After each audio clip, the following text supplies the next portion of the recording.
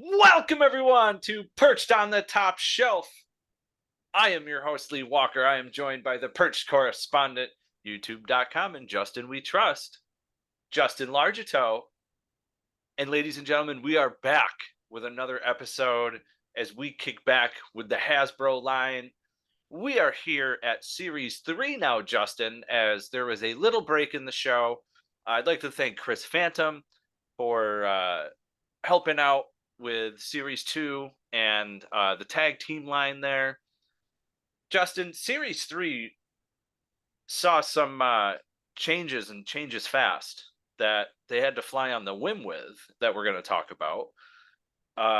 Pretty solid line, but included tag teams, included much of our favorites,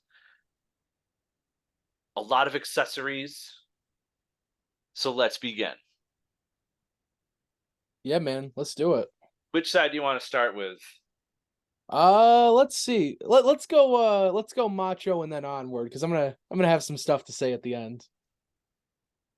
So, ladies and gentlemen, we start off with Macho Man, which Justin, I believe this was the repaint to Macho King. Yes, so this is pretty much exactly identical to Macho King. Even if you saw this like on the pegs at a store, you probably wouldn't even realize there's much of a difference because the only difference is on the back of the trunks where instead of Macho King, it says Macho Man. And obviously with the exclusion of the accessories like the scepter and the crown, there's not much different from that original Macho King figure. No, and there really isn't. Just the difference on the back, like the sunglasses have two silver streaks going through them. Um, the goldish knee pads and the laces in the boots, they're identical. Just the back and the accessories that the figure came with, because same style action with the clothesline, even to the point that little upset like they didn't paint the tape around his hands, but he still has the hole to like even hold the scepter just like Macho King did. And I'm glad you brought up the tape around the hands because that was an issue on his Series 1 as well. But I also have right here with me the Hasbro Maniacs Guide to WWF Hasbros. And in the reference photo they used for this Macho Man, you can see he has the tape painted.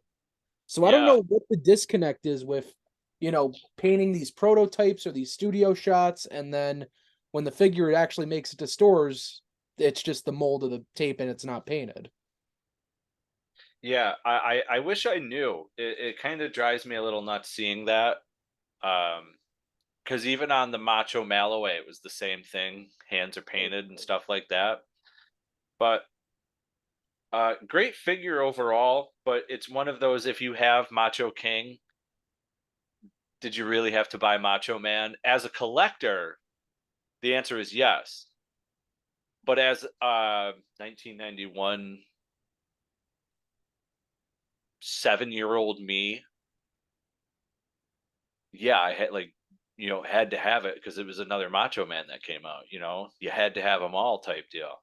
My mom didn't go for it though, so I can't relate. I wasn't even thought of by that point in 1991. Justin, next is the Texas Tornado. Kerry Von Erich. Now, I really like this figure a lot because when you look at his face, it looks just like him. He was a very muscular guy to the point with his clothesline arms. You can see the veins that they put in his arms running through, and the definition in his abs and chest and everything. His Right. action is like that spinning clothesline type deal. You swing him around and because he's the Texas Tornado, so the action makes sense. Now the confusing part, he's got a headband on. The confusing part for me though is Macho Man's hands aren't painted and his wrist tape's not. Von Erich's is. Right. Yeah, I don't understand what the disconnect is to why some of these wrestlers have the mold for the tape and then it's just not painted. It's very confusing to me. Yeah. Uh, his gear was very basic, just plain trunks. I like the tassels on the boots. I think overall they did a great job with the figure. Yeah, definitely. And you know what? I honestly didn't even notice the veins in the molding too until you just kind of brought it up now. But they're definitely clear as day there too. And Uh, one thing that's yeah, and one thing I noticed that's interesting, you'll see like with Macho Man, Texas Tornado, um, the teeth are painted, yep.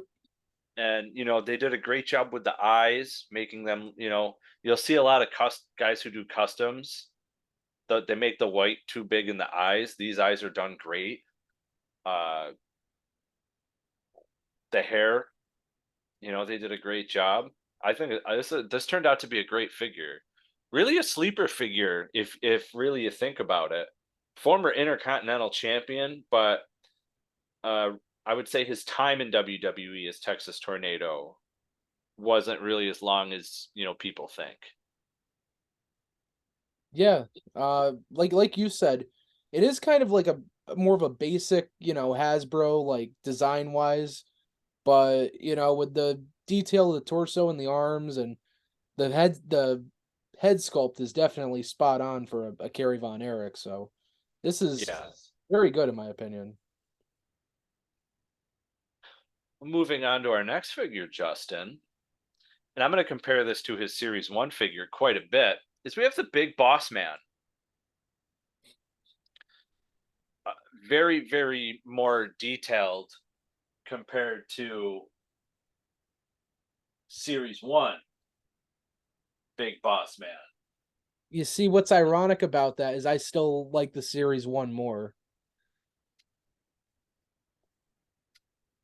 The Series 1 Boss Man, yeah, I like that one more myself. Um, Here we go. And there's my reasons for it. Um,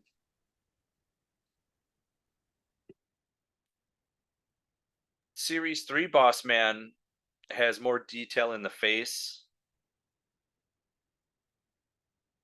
The mouth is painted and it's open. You see his eyes were in Series 1 he had sunglasses on. Right. The shirt is more opened in Series 3. He's thinner in Series 3 as he has a different action. Ooh. He's got that clothesline action. You don't drop the big boss man, Lee. You'll be serving hard times if you do that again. Oh, I'm going to be serving hard time in Cobb County, I'll tell you that much. You So better read the series signs and respect the law and order. so so the Series 1 figure, his arms go up and down. This one is like a clothesline action. Um but this one has more detail to it. A lot more detail. One of the things I notice, aside from like the arm, there's more detail in the shirt. There's more paint as like his sergeant lines are painted, where Series 1 they're not. Um, Other than that, the only difference is on the left side of Series 1, he has like a tag, but on the right side, that Series 1 didn't have, and this was kind of a sleeper to me that I didn't, really see, Justin, was the fact that this action figure of the Big Boss Man has the Confederate flag on it. Oh shit, does it? The series 3 one does? The Series 3 has a Confederate flag on it. Yeah, I don't have that one in front of me, so I can't get a good look at it, but I believe you. That's actually crazy. Well, my arm just broke off on mine. I got to fix it, but No I'll way. come up. I'll come up and show you on the camera. First you're fucking dropping him, then you're breaking his arm off? What the fuck? Oh my god, Lee. That's a Confederate flag right there. Oh shit. Yeah.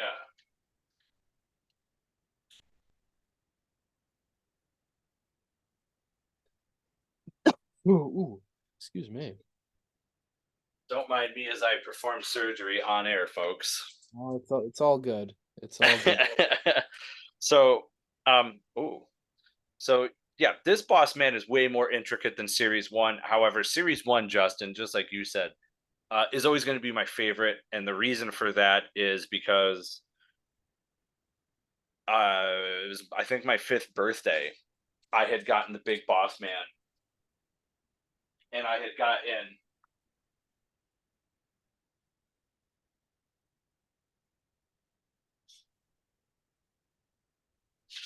had gotten Hulk Hogan Series One for my birthday. So that always like stuck out to me as something that I'll always, have type deal. So when I first started collecting, those were the first 2 figures I bought. It was like, yep, gotta have them. That's it, plain and simple. But overall, this big boss man has more detail to it than Series One, but Series One will always, always have my heart. Same here. Again, it's a great boss man, but Series One, man, like, Yeah, it's just a more iconic style of Big Boss Man for Series 1. yeah, absolutely. And uh, if you're a fan of this big boss man, I apologize, but yeah, that's really it for me and on this. We're gonna move on to his first figure in the line, and he's perfect. He's That's Mr. Mr. Perfect. Perfect. I actually have this figure autographed upstairs. It's in a case, and it will never see the light of day unless I want it to protect the autograph. Right. And I don't blame you there. So don't hate fans. I'm sorry. It's just the way it is. Um, maybe one day I'll pull it out. I highly doubt it. Good as new. There we Good as go. new. Now we can sleep tonight. Yeah, because I would have been pretty upset. Pretty upset by that if I couldn't have fixed that. But as you said, we're moving on to Mr. Perfect Kurt Hennig.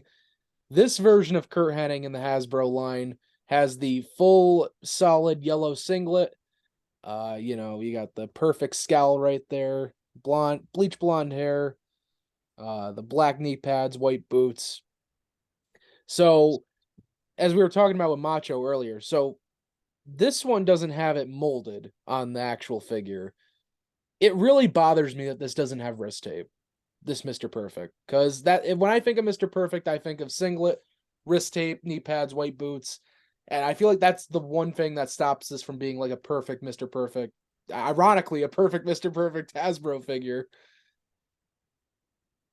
You're not wrong. You have the book. Does it show his wrists painted?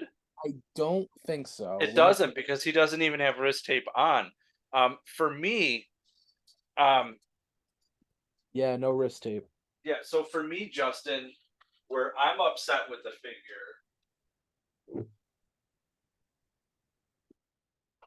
is, Mr. Perfect for a very good specific reason, and that reason was the towel. Yeah, you're right. Honestly, One of the best times he had ever done the incident with the towel was King of the Ring match against Mr. Hughes. He throws the towel over his shoulder, and it lands on Curtis Hughes's shoulder. ooh, And as he walks by, he has a big smirk on his face. And Mr. Hughes pulls it off his shoulder and just looks at the towel and looks at him. And Mr. Perfect goes to the corner raises his hands up to the crowd. It was just an awesome moment. Um, the yellow was I feel like for his first figure, it's great, but I feel like his singlet, he was known for different colored singlets. Like I would have done like, he had like the blue with the black on the back. And that kind of what bothers me too about this one. So with his yellow singlet, he usually has kind of a like a light blue or a turquoise triangle in the back, like how the other one has the black triangle with the blue. But this one's just solid yellow all around. Yeah. So I had this. I loved it. I Chris think it was the Stanton also loves it very much. Yeah, I think this was the only figure in this line I had, actually, now that I look at it. It's interesting. Yeah, because there's quite a few heavy hitters in this line in this series. Yeah, and speaking of heavy hitters, Justin, we come to the biggest heavy hitter of them all, Yeah, we're gonna be talking about this guy a lot. the immortal one, Hulk Hogan. There he I is. had the bear hug action, and I had Series 1. So now he's in Series 3 with this. Essentially the same, suplex action like Mr. Perfect. Um, a lot, a bigger Hulk Hogan compared to the season Series 1 figure. Bigger arms, more tan body, different graphics on the shirt compared to the first series and Series 2. The bandana has great graphics on it with the hearts or the stars on the one side and then a couple of stripes on the other, and it says Hulk rules on the front with the WWF logo.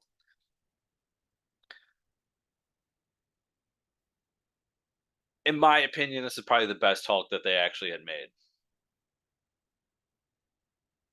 I think this was the best one. He's got the suplex action, which he really wasn't known for the suplexing. The next couple of guys that we're going to get into, they move way better. And this is, their legs move. We're here, we don't get that.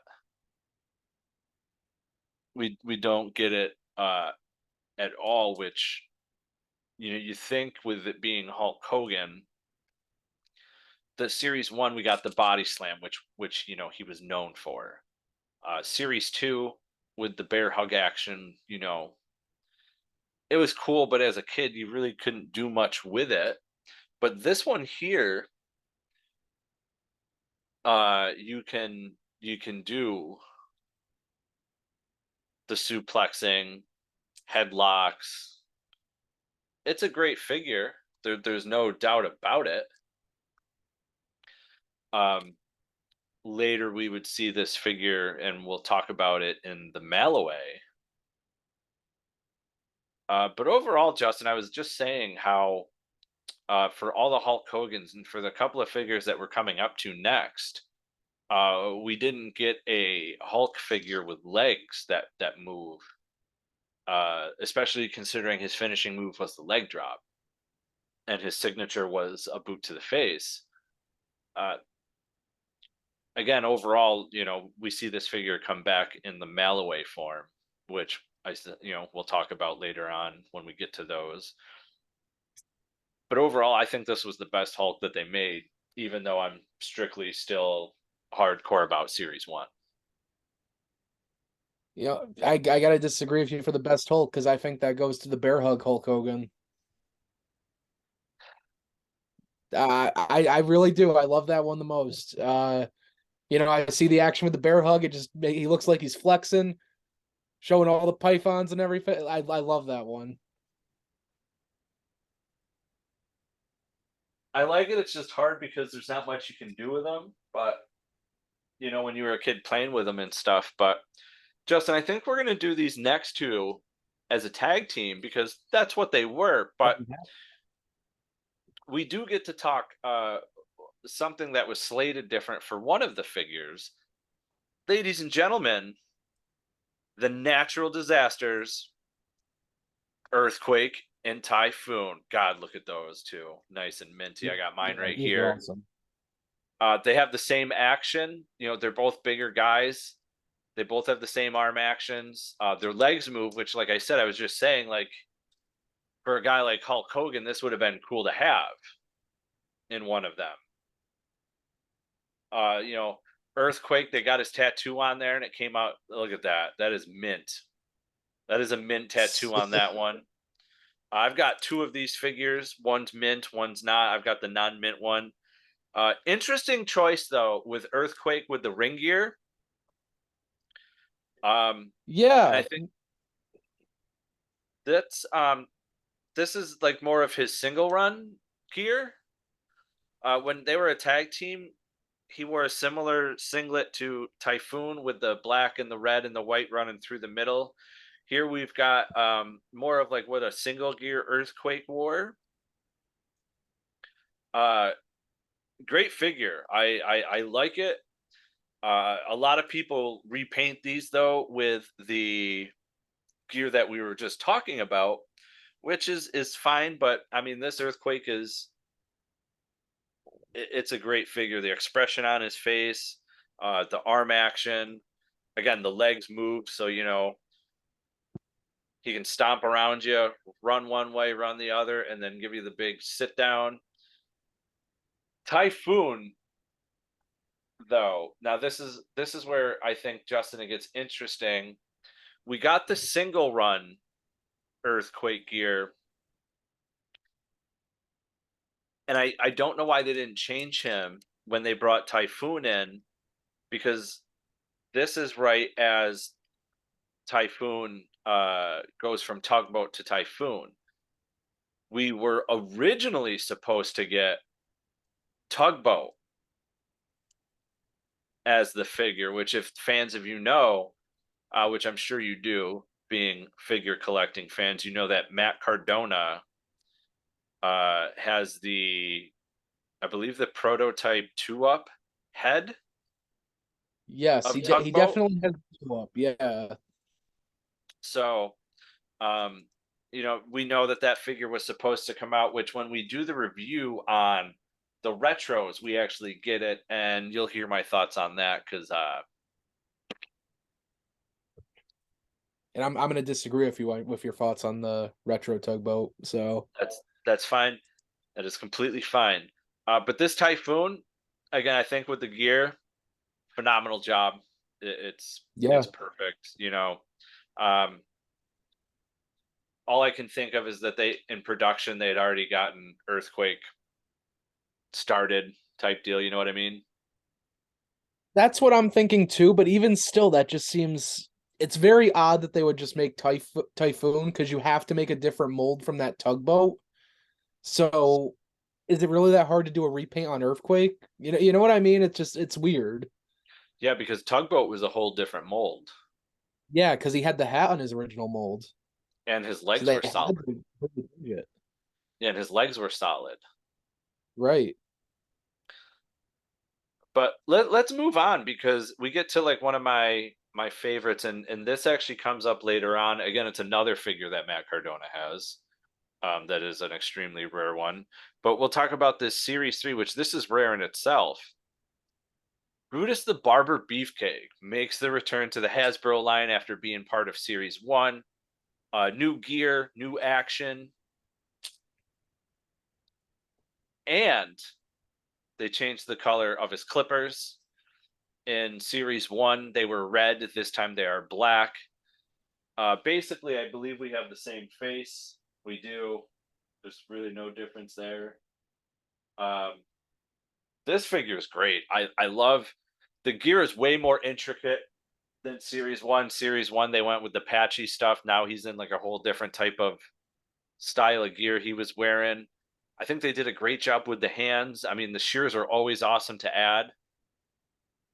The only thing I wish we would have gotten was something where you could have both his hands hold it. You know what I mean? Hold the Right. shears at once, like him, like it looks like he's cutting type deal. Um, Also, what I love about this is you can take this and the rockers. Um, I believe it's WCE that makes the 3D printed stuff for Hasbro rings with steel cages, and there is an actual Justin Barber playset of the barber shop. I've seen that out there. That's awesome. So you can relive that moment. I'm thinking about getting it, but I'm already pretty full behind me at the bar here. Right. Um, Stage wise to set stuff up like that. I recently just added you can't see it because I got stuff in front, but I just recently added the raw letters from the new Mattel uh creations playset that comes with Undertaker, 123 Kid and Razor Ramon, which fans, you're gonna get a bonus episode Saturday. Justin and I are going to talk about a ton of stuff that we've missed from Elite, AEW, and so on and so forth. So make sure you get to check that out. But Justin, this figure, they've done a really good job. He's big. They always go really big on the muscles with these guys, and this was a figure that was no different. Yeah, this just the gear alone pops so much, which makes me love this Brutus. Uh Even the sleeves on the arms are molded where it has kind of that crocodile skin kind of material. Yep. Uh just fantastic. I love this one all around. The zebra print. And they could have just went full zebra print on this and like not even bothered, but you have the molding with that same kind of crocodile skin material or that mold with the red stripes and everything. Like they went all out on this one when they didn't really even have to. They could have just given us like a simple repaint of that series one. Yeah. They which I'm glad they didn't. Right. But Oh, I'm not complaining either. no, I love the zebra pants, to be honest with you, and the texture of the hands with his, stocking type like material he wore on his hands was awesome. And next we go into a former tag team partner of his, Greg the Hammer Valentine. Now, originally fans, this was not the figure we were supposed to get. We That's the figure that we got. What we were supposed to get, and it's advertised on the backs of the cards, was the rhythm and blues style of Greg the Hammer Valentine. Justin, I say that we were supposed to get it because it is advertised on uh, the on the back of the cards of Series 2. When you look at them, there were some things that when they changed, they didn't change the back of cards. Um, and I believe it was supposed to come as a tag team set with Honky Tonk Man, which, So let me bring up something because me and Chris Phantom did talk about the unreleased Rhythm and Blues uh tag team pack from the two-pack series, excuse me, the two-pack episode. And he blew my fucking mind when we were talking about Greg the Hammer Valentine and this figure specifically. I had no clue until he told me, and I had to go back and pick up this figure afterwards and look at it and like really examine it. And there's no way this is going to be able to get picked up on camera, but right there on Greg's trunks is the name Greg molded, not painted, but molded into the trunks. oh my God, yeah. Yeah, he blew my mind when he told me that. I never knew that. I didn't either. I couldn't believe it. Wow. Never And knew you know, that. it's crazy that that's there, but we can't get fucking wrist tape painted, man. Yeah. Wow. Anyway, the That's figure looks insane. great itself. They got the classic like shin guard thing he wore, the hammer on the back, and that new discovery of Greg is actually written on the trunks, molded on it, not painted, but molded. They kept the same action. I don't understand how that happens. It's so weird.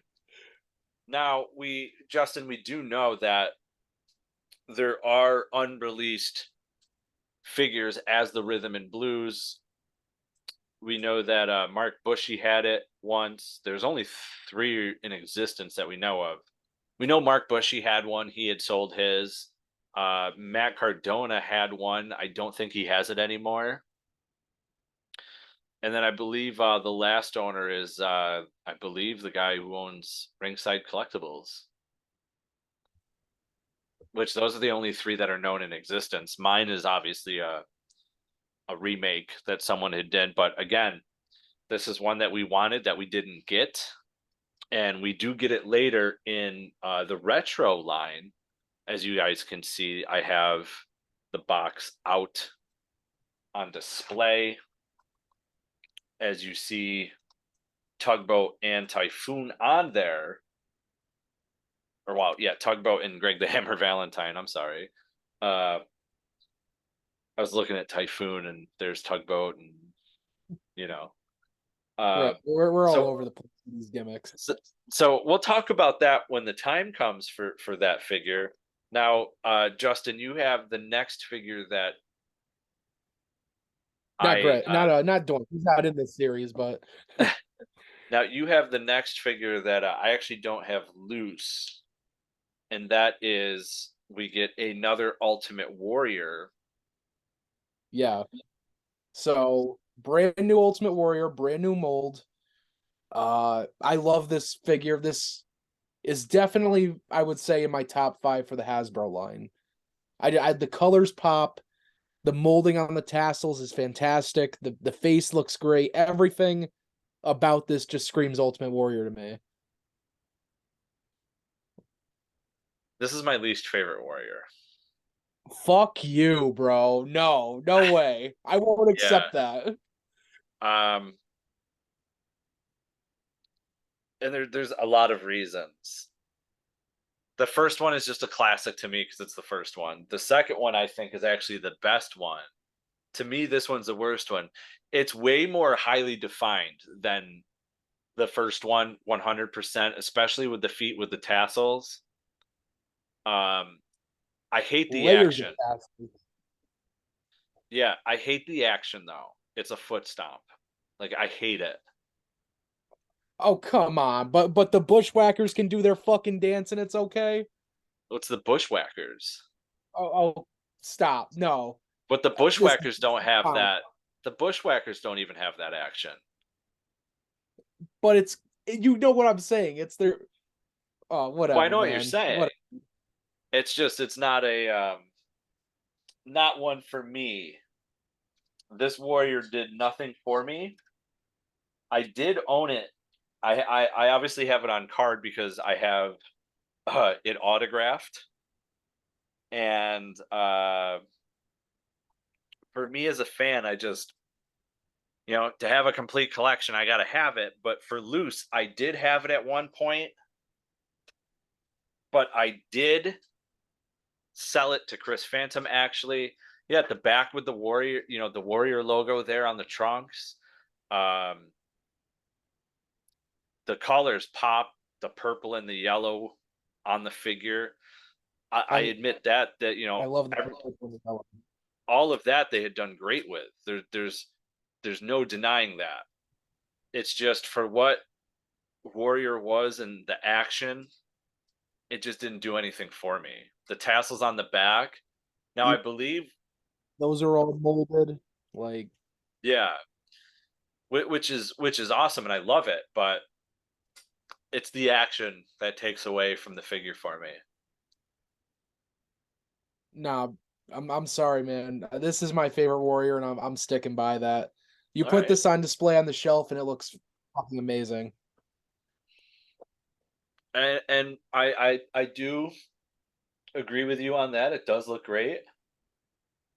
It's just not for me, man. Well, let me tell you something, and I'll get right into our next figure.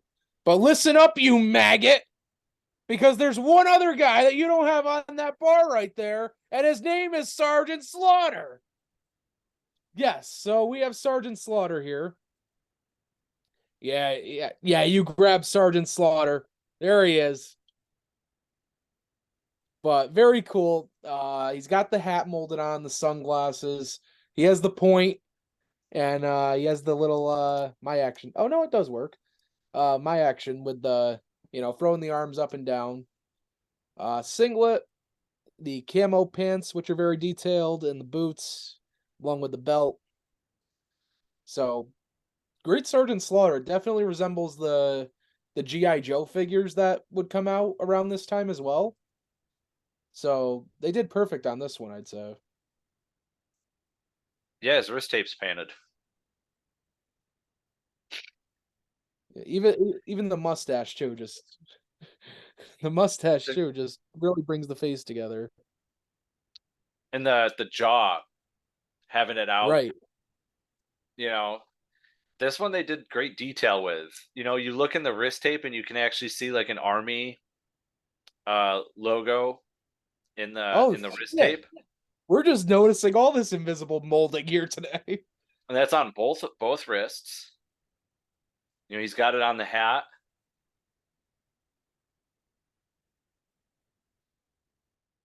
The belt looks great, and they even painted the little studs on it. Right. Great job with the army pants and the boots. I like how Yeah, they like they could have got it. just half-assed the camo completely, but they went all in on the camo. I like because their pants, they got them ruffled. Where like in like some of the ring gear, you see it's just nice and flat sitting on them, like trunks and stuff like Right. that. Here they got the ruffles in them. They did a great job with the face and the mold. It's just this was a great figure that they did. And he's got something that no one else does. He's the only one with a finger pointing. Right. You know, You never um, see that again. no. Overall, I think Slaughter was. This was a great figure that they did on Slaughter. Yeah. I no complaints about it. I think it's perfect the way it is. But Are now you ready, let's get into it. ladies and gentlemen? We are on our last figure, and he likes to bring a lot of hot energy. It is Koko B. Ware. He comes with Frankie. He's got the jumping action, sunglasses, bandana. His wrist tape is painted. Yep, they got Coco. Yeah. The jumping action makes sense. It looks good. I love the addition of Frankie, which, by the way, if you uh, try and find Frankie, this little fucking bird is not cheap, by the way. Bro, it took me so long to get a Frankie. Not cheap. So if you can find the figure with the accessory, pay it because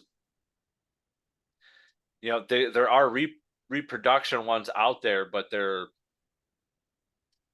quality's not there, and you can tell it's a reproduction.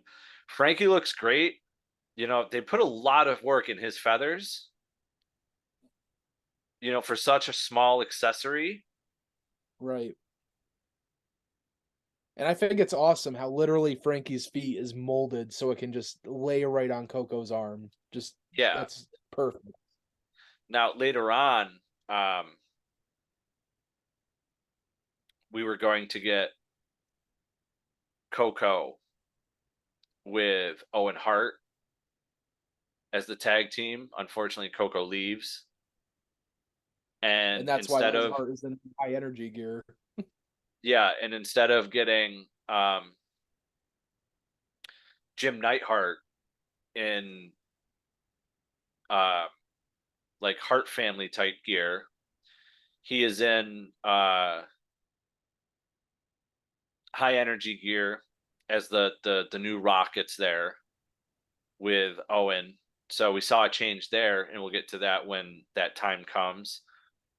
Uh, overall, Justin, a lot of these were big staples in the WWF at the time, these wrestlers. Um, really, for me as a kid, though, Greg Valentine was really more on his way out. And Texas Tornado only had like a couple years in the company. I didn't own them. But the rest of these guys, natural disasters, Hogan, Perfect, Macho, Slaughter, Beefcake, Koko, these were all mainstay names to me for a while. Koko, what made him interesting was literally the fact he came out with the parrot. Frankie. The natural disasters were just big brute men. Like, the jumping action. I really can't picture him in another action, if that makes sense. No, I kind of agree with you on that. Um, I'm gonna campaign for it real quick since we're on the topic. We recently got that Jim the Anvil Neidhart redone in Hart Foundation gear in the retros in Series 2. Let's get a fucking Koko B Ware high energy gear in one of these retro series. You got to do it. I agree. We gotta get a Koko high energy. I'm not going to disagree with you there, man. Not going to disagree at all. Justin, is there anyone in Series 3? I mean, we talked about the small changes we would make in the figures. Is there anyone that you would actually take out, and who would you add in? Man, Tar. I think it's the lineup's good. I don't think I would take anyone out. Everyone kind of has their place. For the most part, all these figures look good. You know? Yeah, You know I what? think the lineup's perfect for this one. I agree. The only thing I would do different would be change Macho Man. That was gonna be my big thing. Only because it was a simple repaint. I would definitely have preferred the rhythm and blues Greg over what we got, but understanding so that they had broken up as a tag team, so it makes sense that it didn't happen.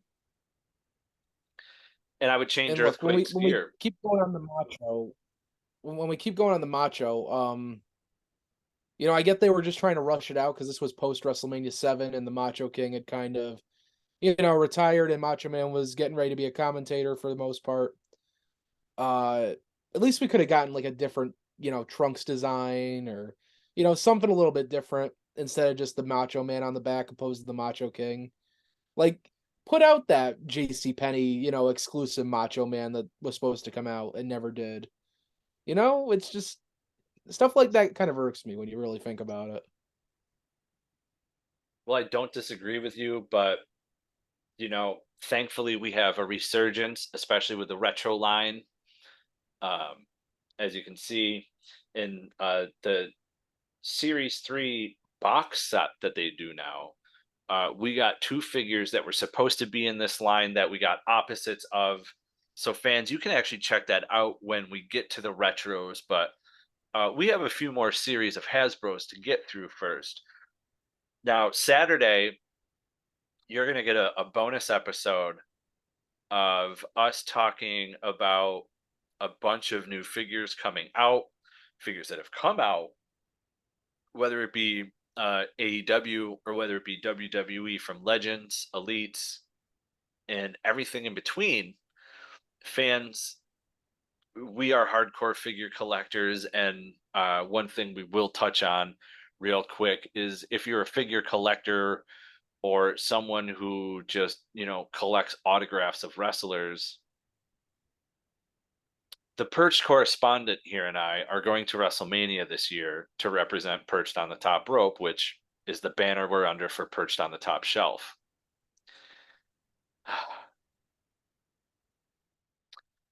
As collectors that Justin and I are, Fetterman Sports has announced Edge, Cody Rhodes, and Charlotte for the big event in March. Now, this is a point where, we're trying to save money and not spend a ton of money because WrestleMania is in Hollywood this year. But yeah, catch me at a glory hole. How about that? Well, you know what? It's worse in my situation because they have Icons of Wrestling the following week in Philadelphia. Which they just announced FTR. And of course, you And know I have to go for FTR. just be aware that they do not sign their WWE names. I only have their AEW figures, so I'm good. Okay.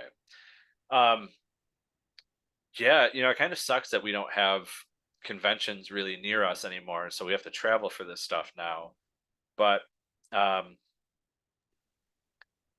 it's going to be fun, and fans under Perched on the Top Rope, Justin and I will, well, unless Justin goes to Icons, I'll be meeting Lince Dorado on the 19th.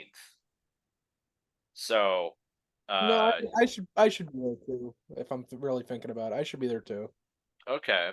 Well, ladies and gentlemen, you can expect an interview with Lince Dorado coming up with Perched on the Top Rope, and those episodes air on Fridays on youtube.com/perched on the top rope, but also with the podcast, which you can find anywhere and everywhere from Apple, Google, Spotify, Stitcher, Podbean, Podbay, Red Circle, you name it.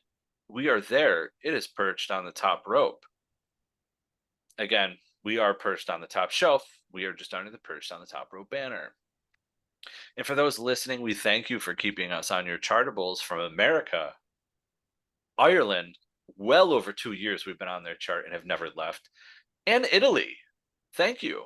In total, we've reached 9 different countries on Chartable, including Great Britain, Canada, Germany, Australia, and that's just to name a few. And we thank you, fans, for always tuning in and listen. We were even #1 in Singapore once, which I hope to have happen again someday. And all the other countries that tune in, I noticed a big surgence over in Japan with last week 55 downloads from them. So thank you. We hope to see your chartable soon. So make sure you tune in and listen in as Perched on the Top Shelf airs on Wednesdays. Perched on the Top Rope is Fridays. And we're giving you special content Saturday this week for Perched on the Top Shelf, talking more figures. You can check Alex, the adorable one, at twitch.tv, Perched on the Top Rope, on Sundays, streaming WWE games and much more. You can catch our Perched correspondent, Justin Largito. Right here's the co-host of the show. You can catch him on his YouTube channel, youtube.com, and Justin We Trust. The man just went to his 100th show. It also happened to be Raw, the 30th anniversary. His show is doing phenomenal. Make sure you go check them out. Justin, go ahead. I just wanted to point out real quick, just hit 100 shows. This upcoming Monday will be 101 with Raw in the Barclays Center in Brooklyn. And yes, there will be a vlog coming out soon after. So make sure you go check that out at youtube.com/InJustinWeTrust. Fans, you can check out all our other content at facebook.com/Perched on the Top Rope. As we are winding down, about to hit 11,000 likes, we thank you. You can check us out on Twitter at Perched Top Rope, Instagram at Perched on the Top Rope Podcast. You can also check us out on Twitch at twitch.tv/Perched on the Top Rope. As I said, you can catch Alex there Sundays at 9 p.m. streaming live. You can also catch us on TikTok at Perched on the Top Rope, where we have Selena scenes recreating the best memories in professional wrestling with Celine Dion's My Heart Will Go On, because that song really does make everything better. And if you don't like that, then go watch Kevin Sullivan get humped by a dog. It's pinned there. Go watch it. Seriously. The Taskmaster, Kevin Sullivan, gets humped by a dog. It's on our TikTok. Enjoy that. Ladies and gentlemen, this has been another episode of Perched on the Top Shelf, where if it's not in a case, you don't have a chase. We're out. See ya.